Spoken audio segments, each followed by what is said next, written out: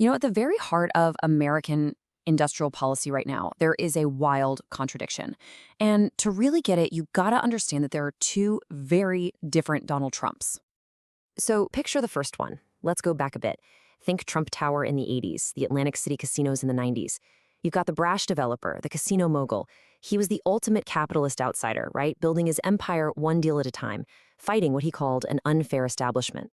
Now just imagine, what if the government back then decided, hey, we're going to take a 10% stake in a rival casino and then stack its board with government officials? How would that Trump have reacted?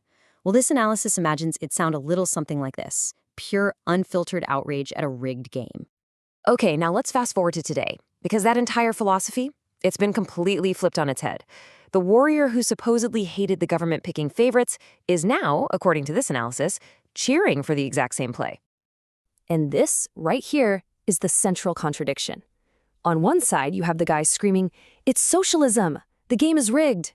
And on the other, he's saying, "Fantastic! Beautiful!" The younger guy saw a tilted table. The older one, well, he sees a winning strategy. And look, this isn't just some hypothetical. This is happening right now. The government's brokering a deal for TikTok that basically puts a government halo of protection around it. It is taking a direct stake in Intel, and it's playing gatekeeper for NVIDIA, literally deciding who in the world gets to buy the most powerful computer chips. No, that's not a typo. The U.S. government is on its way to owning about 10% of Intel. How? Just by turning subsidies into shares.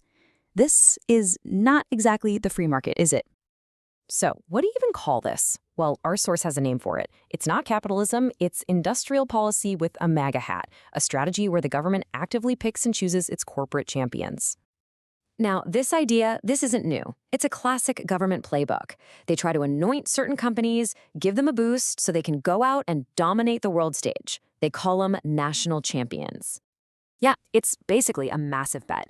The government puts its thumb on the scale, just pours money and protection into one company and hopes, really hopes, it becomes a global giant. So how does that bet usually work out? Well, this is where it gets a little grim. Because if you look at the history of governments trying to pick winners, it's less of a hall of fame and more of a global graveyard. Let's just look at our own backyard. Remember Solyndra? $500 million in loan guarantees. Poof. Gone in 2 years. Or how about Synfuels? Billions invested, shut down. Even the Chrysler bailout? It just kicked the can down the road before the company was sold to foreigners. And this isn't just an American thing. Oh no. It's the same story everywhere. Britain's Leyland? Failure. France's Concorde? A commercial disaster. Europe's A380 Super Jumbo? Retired. Japan's big computer project? Zero breakthroughs. South Korea's Daewoo? Total collapse. The track record is not great. Which brings us right back to the beginning, doesn't it? We have a policy with a long, long history of failure that's suddenly getting a rebrand. And according to this analysis, this isn't some brilliant new American idea. It's basically a copycat of China's state-run capitalism, a model that's sputtering itself. We're apparently importing their mistakes, not their genius. So here it is, plain and simple. The exact same action, the government tilting the scales for one company, is being called two totally different things. The younger Trump would have told you it was rigged. The older Trump is telling you it's patriotic. So you can call it rigged, you can call it patriotic, but this analysis concludes that history has a much simpler and more consistent word for it: misguided. And that's really the question we're left with, isn't it? When the government puts its finger on the scale to create a champion, is that a patriotic masterstroke? Is it just a rigged game?